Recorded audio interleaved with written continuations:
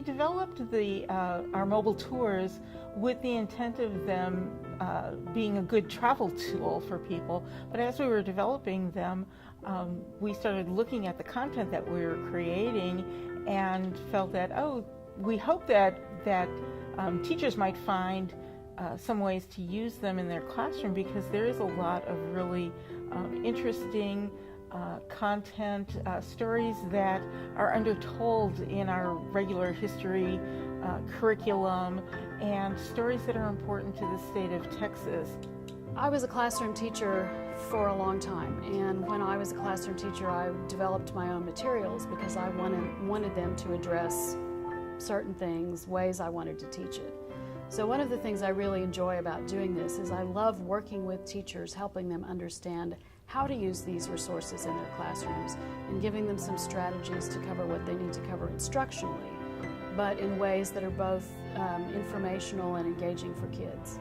History is all around them, and that history is a fabulous vehicle for teaching all the other content areas.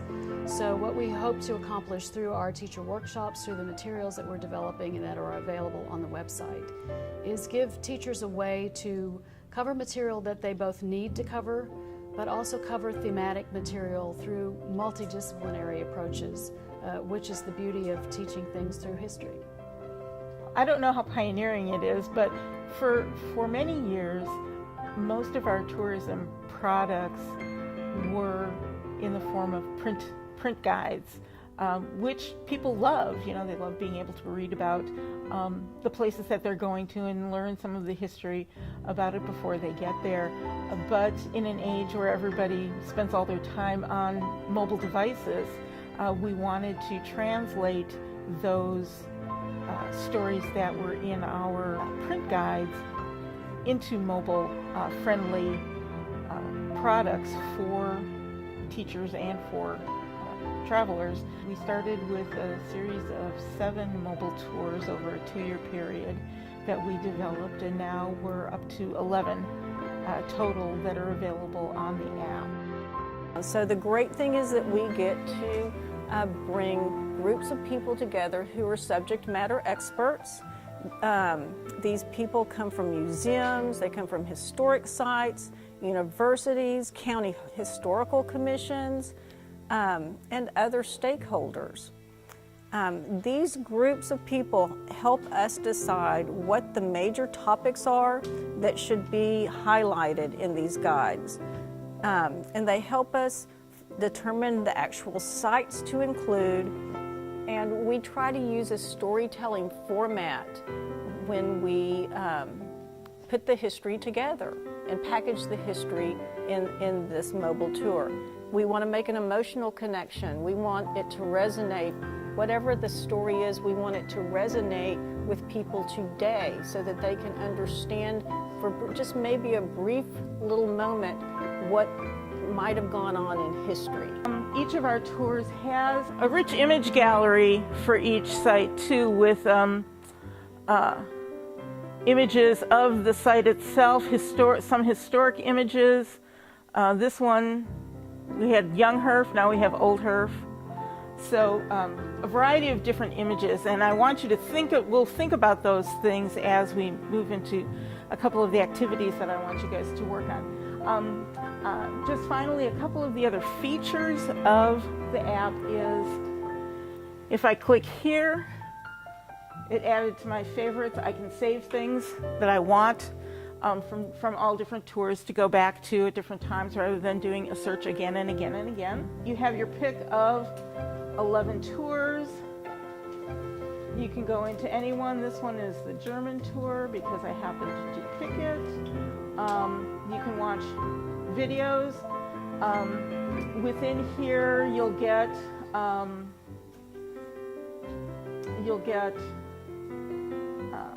scripted video. Oops, I don't want to go there. But also, you'll get whatever videos related to whatever Old World traditions were for this topic.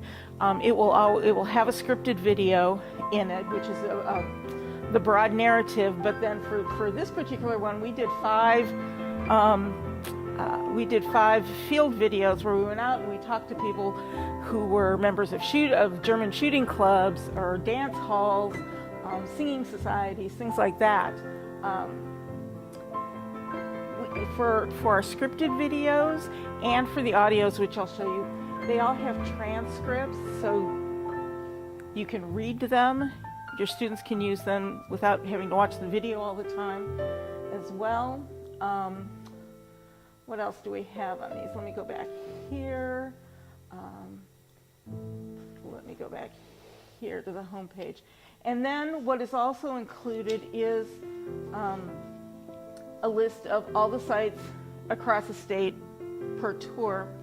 You can pull it up on your phone if you have internet, or you can download it in the place that you do have internet, and it'll be on your phone. But it's also a great tool to pull up on a desktop. So it's great for the classroom where you do have computers. We have 11 tours now. Some of these tours are regional. Certainly the Red River War, that all happened up in the Panhandle. The tour about LaSalle's shipwreck, the La Belle, features some museums around the coast. And then, of course, the Chisholm Trail is mostly up I-35. You know, it's the Chisholm Trail. There are in the neighborhood of 16,000 historical markers across the state. So just thinking of, which aren't necessarily on our app, but just thinking about 16,000 different stories just opens up a whole world of research and places you can go, and things you can think about in terms of developing a product like a mobile app. What are the stories that are told on those markers that don't necessarily have a place connected with them anymore? And how can we find historic images that we can use to help tell those stories? How can we find people who had some experience with whatever that story was, or their descendants, and interview them and create some very personal snapshots related to the history of Texas, or take some of those stories and create short videos that are much broader in their discussion. Teachers know how to develop curriculum. We're as tourism developers, we're not curriculum developers. So, but if we can provide substantial content for them, that will help them way down the road to actually developing activities for their students. Think about the elements of the mobile tours, the videos, the audio tracks, the little short description of places, the places themselves, the photographs that are included in there, and think about your own classroom, your own students, and think about creating your own with your students. And if you were to create some sort of, I'm not going to say mobile tour because that's kind of crazy, although you can create online things with the suggestions that Andrea provided, or through a free Weebly site or something. How can you create something online that helps tell the story of your community and the stories that your students want to tell? What do they think is important in their community? What's important to you? How do you define your community? Especially for your little guys, your third graders. Is your community the whole community? Or is it maybe your neighborhood? Or is it maybe your family? Or is it maybe an event? Is it a time period? How do you define the scope of your work? What points of interest would you like to include? Will you have your students photograph them? Will you have them search for historic photos and collect those? Try to make it simple. Confine the questions to a specific topic. What was your story, Grandpa, about the courthouse and the day that the fire happened? Rather than, what do you think about the courthouse? You know, or what do you think about this? That they might not, the more you can confine their question to just a couple of topics, the easier it is for the interviewee to focus in, oh yes, I can talk to you, I can tell you about this, and who knows, they might just open up and go on about all kinds of things, which is wonderful, but you want both the interviewer and the interviewee to be comfortable, and especially when they're students. One of the important things that we're trying to accomplish at THC through our education efforts is to help kids understand that history isn't something that's over. History is happening now. It's important for us to understand why it's happening, and how we preserve it so that we can understand our futures going forward. But it's also important that we study what happened in the past so that we know the journey that got us to where we are.